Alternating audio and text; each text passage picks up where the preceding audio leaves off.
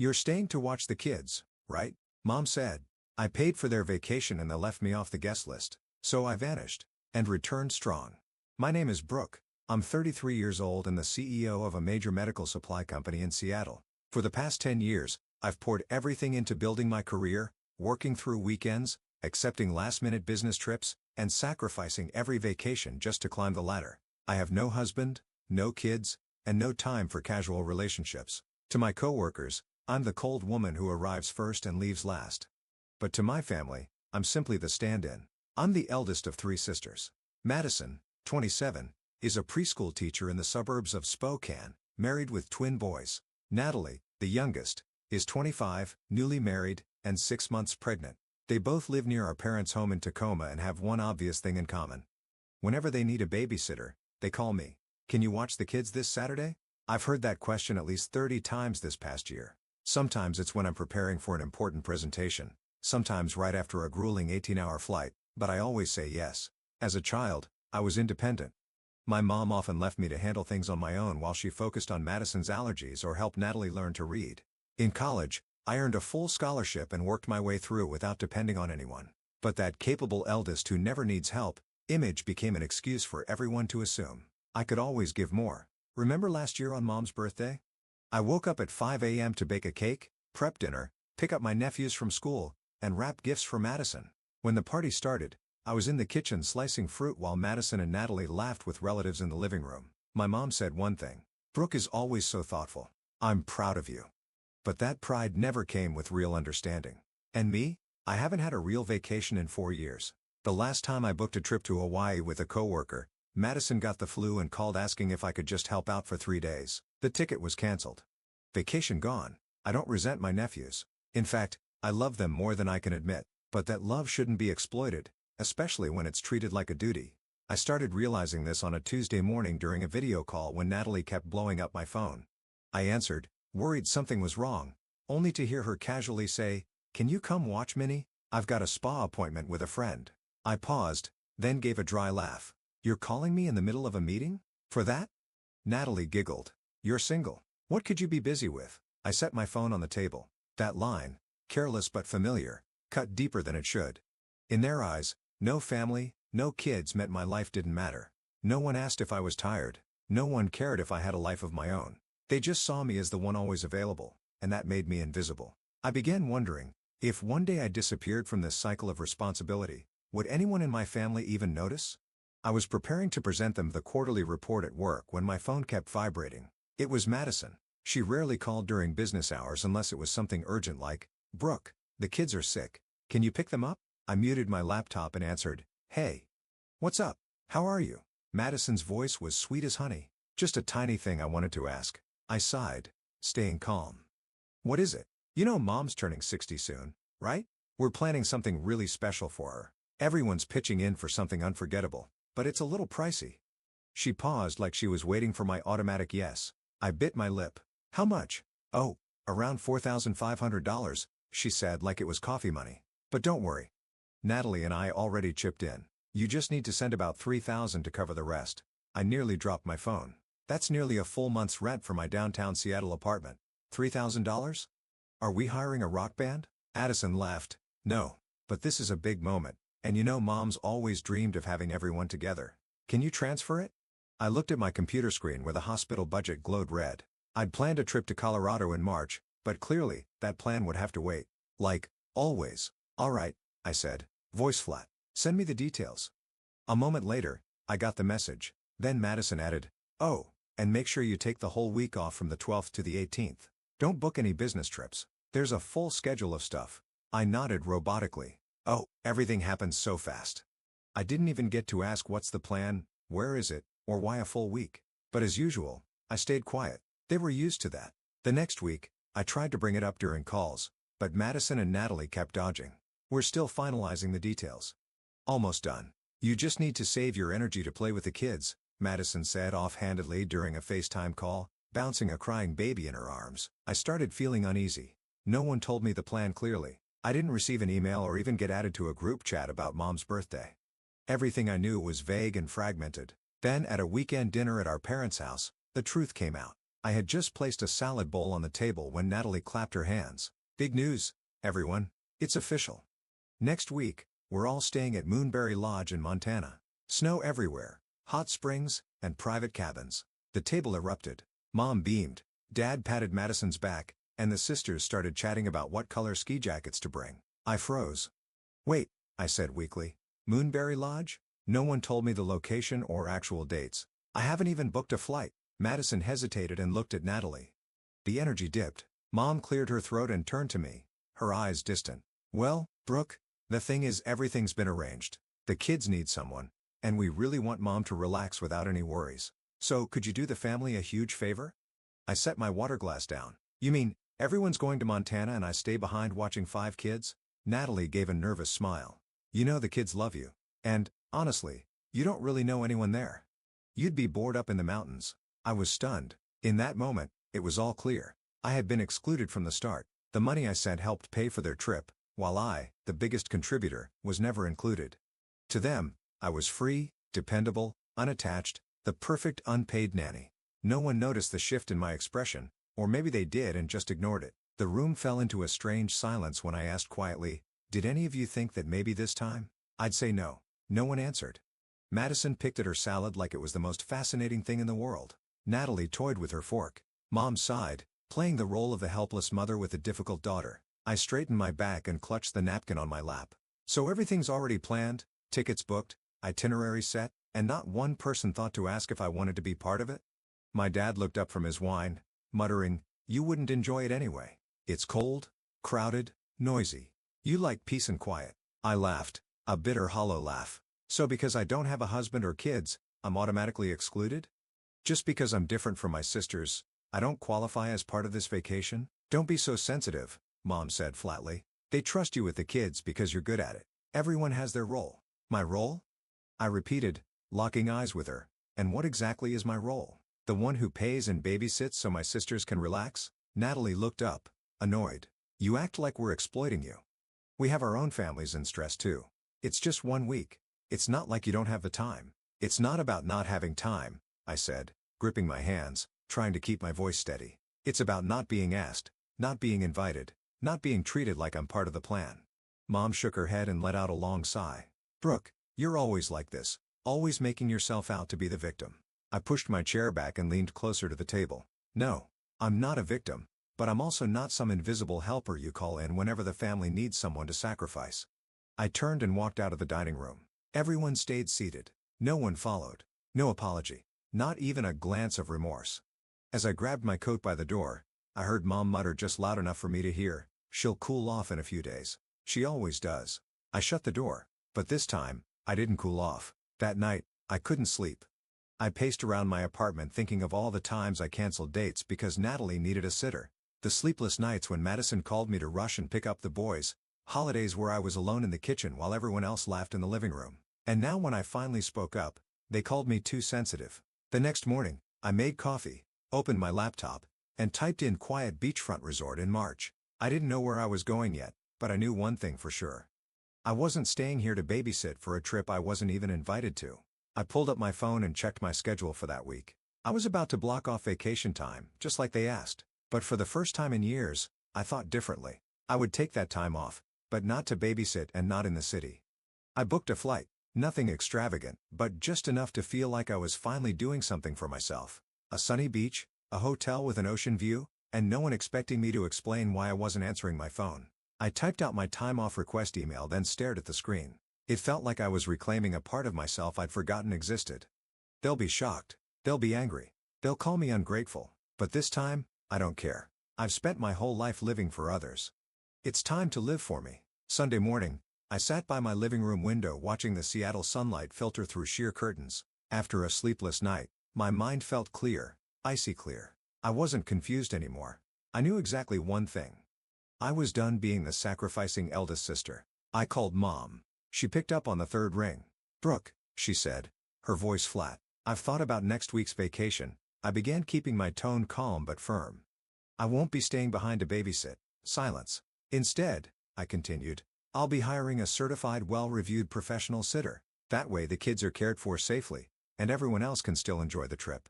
Mom replied slowly, her voice suddenly sharp. You're hiring a stranger to watch the kids. You think they'll be comfortable with someone they don't know? I need rest too, Mom, I said. And if this trip is really about everyone enjoying themselves, then this is the most reasonable solution. No. She cut me off. It's not reasonable at all. You have time. You have the means. Why avoid helping when you clearly could? I bit my lip. Because this isn't helping anymore. It's being taken advantage of. Before I could say more, she hung up. Not 5 minutes later, my phone buzzed again. Natalie, what the hell are you doing? She snapped as soon as I picked up. I'm finding a way for everyone to enjoy the trip without someone being the sacrificial lamb, I said, keeping my voice level. No one's making you sacrifice anything, she yelled. You act like we're nailing you to a cross. Meanwhile, we're juggling kids and houses. And you and me what? I cut in, feeling heat rise to my face. Because I don't have a husband or kids. I don't get to be tired. I don't get to take a vacation. I don't deserve to be treated like a real family member. Natalie scoffed. You're being dramatic. You always think the world revolves around you. No, Natalie. This isn't drama. This is me finally seeing my own worth, and I won't let anyone treat me like a tool again. There was a pause on the other end, then her voice turned cold. If you refuse to help, don't be surprised when the whole family turns their back on you. Mom's crying, you know. Hope you're happy. It hung up. My hand trembled as I set the phone down. But for the first time in years, it wasn't from guilt or fear. It was from finally breaking free of the invisible cage I had locked myself into. All day, I got no more calls, but texts poured in like a storm. From Madison, I can't believe you'd ruin Mom's birthday like this. After everything she's done for you. From Natalie, if Mom's blood pressure spikes because of this, will you be able to sleep at night? From Aunt Helen, the eldest has a duty to support the younger ones. Don't forget your roots, Brooke. To read every line, each one like a paper cut. But instead of pain, I felt relief. I didn't reply. Instead, I confirmed my hotel reservation by the beach in Santa Monica, full spa package included. I made a reading list, booked a sunrise walking tour, and most importantly, I turned off my phone. Airplane mode. That night, I lit candles, put on soft jazz, and cooked myself a proper meal. No crying babies. No, can you just help me real quick?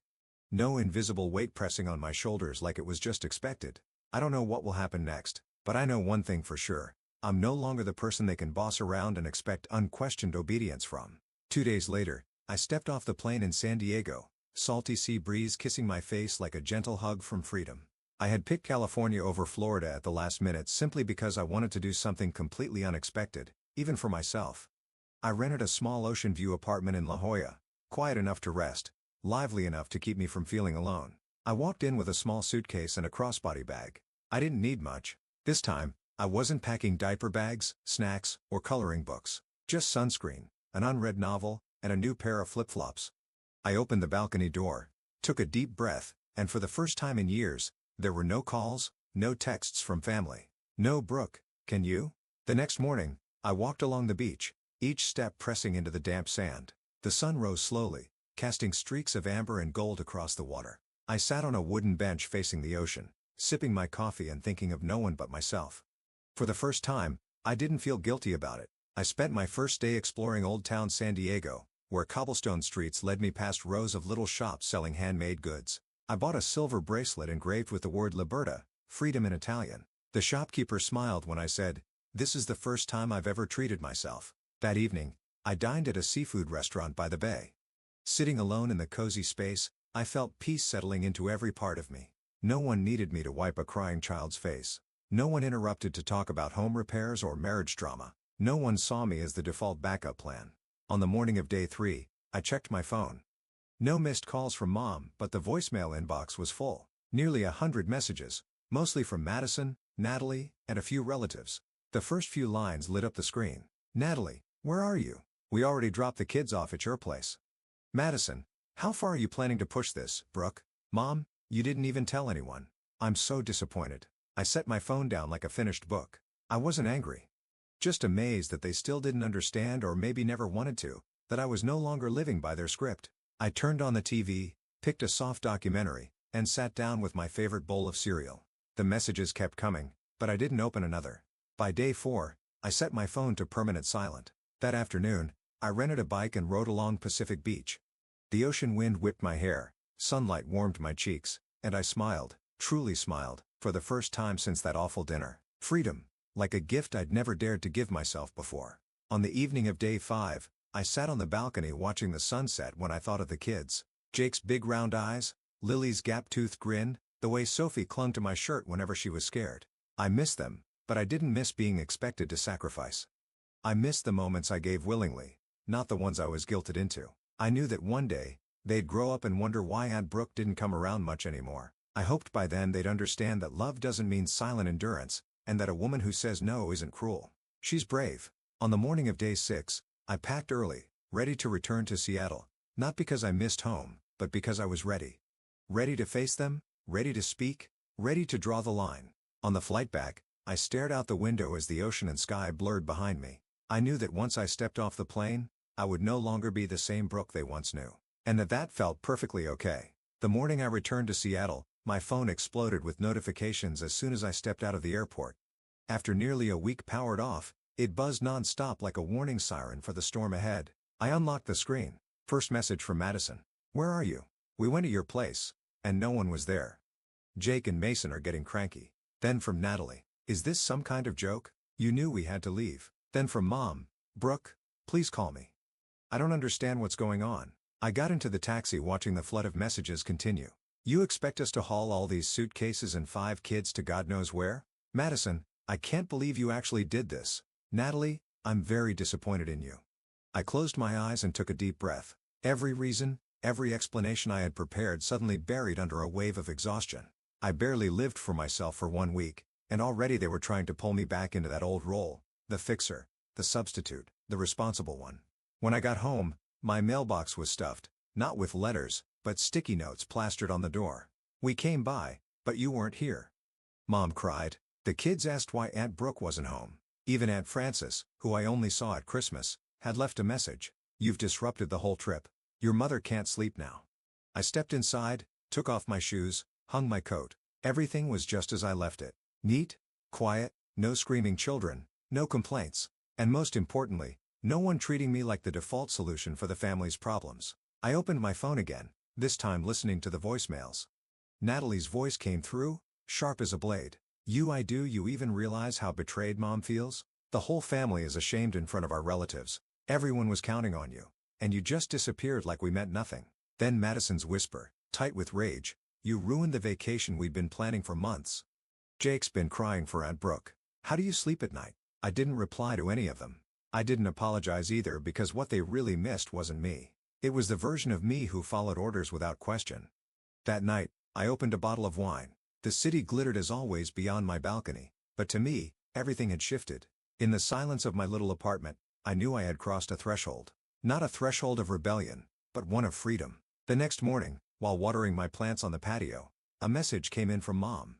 "If you feel like you're no longer part of this family, then I don't know what else to say." I set the phone down. For the first time in my life, those words didn't sting because I knew. Real family doesn't manipulate through guilt. Real family is built on understanding and the choice to stand beside each other, not unconditional demands. I opened my laptop, signed up for a night photography class, then I searched for a summer tour through Europe. I didn't ask for anyone's input. I didn't wait for permission. I just did it because I wanted to. Less than 24 hours after I returned home, I was making tea in the kitchen when I heard a rattle at the front door.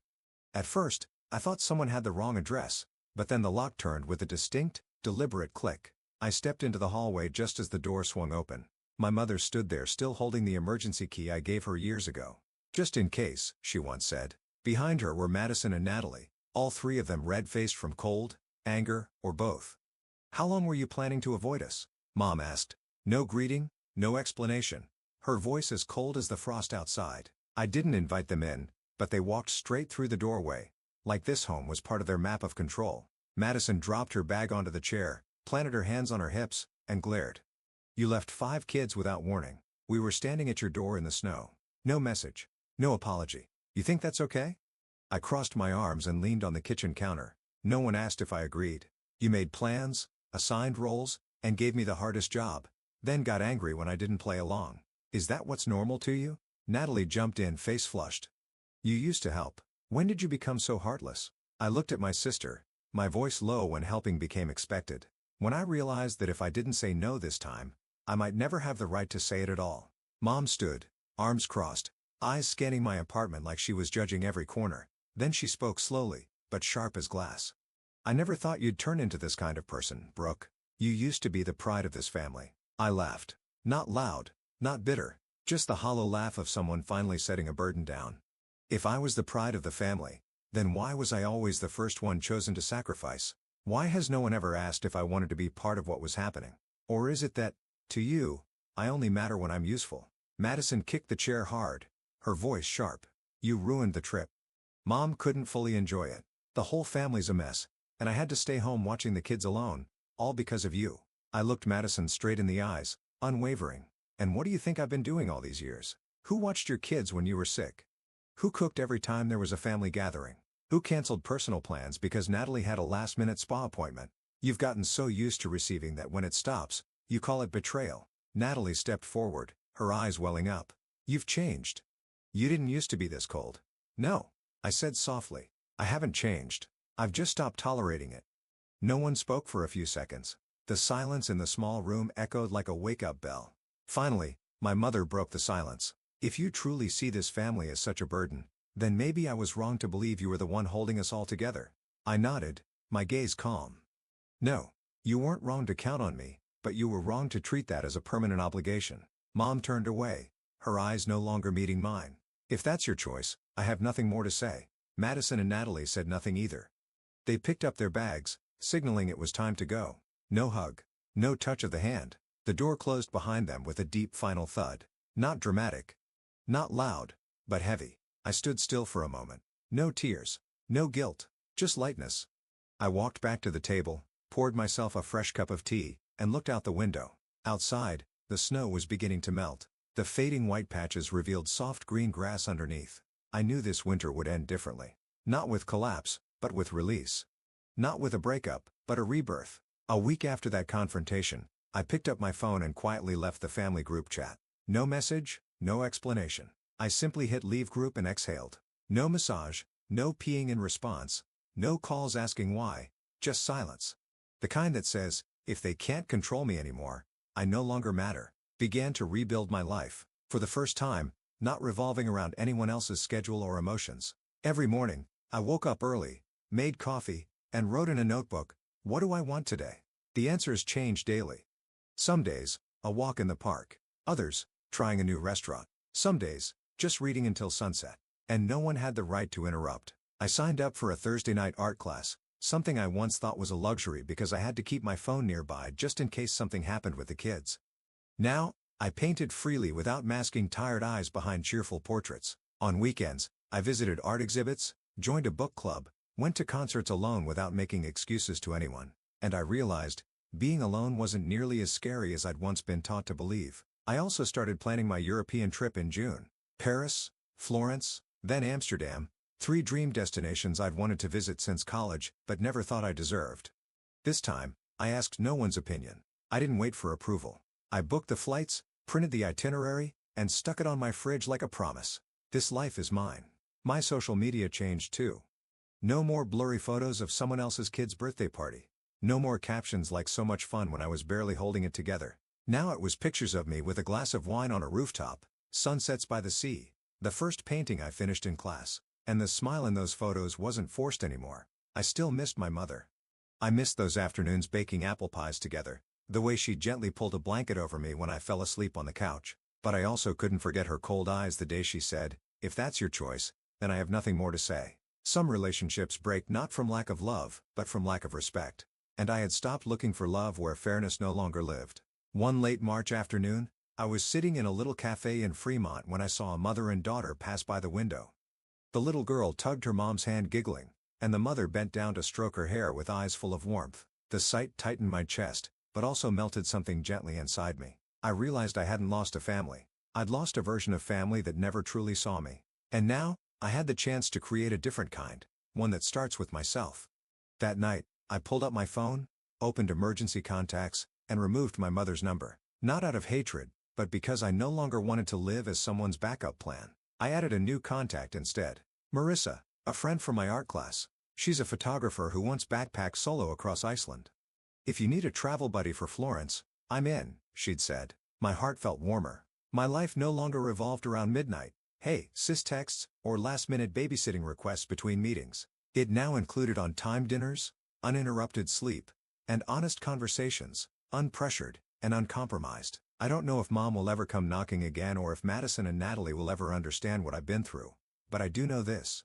If they return, I'll greet them calmly, but there will be no more default sacrifices. On April morning, sitting by the window of my apartment, sunlight spilled through the sheer curtains like silk, and it hit me. I had finally stepped through a threshold I'd never dared approach before. I used to believe that choosing myself was selfish, that if I wasn't always willing to sacrifice, if I wasn't always available when my family called, I was a bad person. I spent my youth confusing love with duty, volunteering with obligation, but now everything was clearer than ever. I'm not selfish for living for myself. I'm simply respecting myself as I always had the right to. Remembered how I felt during those first days in San Diego. Awkward, hollow, guilty. But over time, every small moment of freedom taught me that a person's worth isn't measured by how much they sacrifice for others. It's by how honestly they live for themselves. The family's silence no longer hurt me. In fact, it gave me room to heal, to rewrite my story without the distortions of others' expectations. I made a list of all the things I gave up for others, canceled trips, forgotten hobbies, dreams I once labeled unrealistic. Now I'm picking them back up piece by piece, building a new picture of a woman who knows she deserves happiness without asking for permission. I started scheduling small weekend getaways, tulip fields in Skagit Valley, light hikes at Rattlesnake Ledge, local farmers markets. I set a goal to try one new thing each month, no matter how small, no matter how silly, as long as it made me smile. One day, sitting at my favorite cafe, I overheard a girl at the next table whisper to her friend, "I'm scared that if I say no to my family, they'll think I'm selfish." I smiled to myself. I knew that feeling, and I knew that overcoming it was the hardest, most freeing thing in the world. If I could say one thing to that girl, I'd say, you're not selfish for choosing yourself. You're living your truth, and you don't need to apologize for that. Realized, deep down, I never wanted to cut ties with my family. I just couldn't keep up a relationship where love came with conditions, where sacrifice was expected without question. If one day they want to understand, I'll welcome them. But if not, I won't look back. Because from now on, I'm not living to prove my worth to anyone. I'm living to savor each moment, to build a life I can be proud of. I'm learning to love myself patiently, gently, without judgment. And I've learned that's the strongest foundation for any future relationship. Not silent sacrifice, but willing connection between free, whole people. Summer's approaching. I've booked a flight to Florence, ready to begin the dream journey through Italy. No one planned this for me.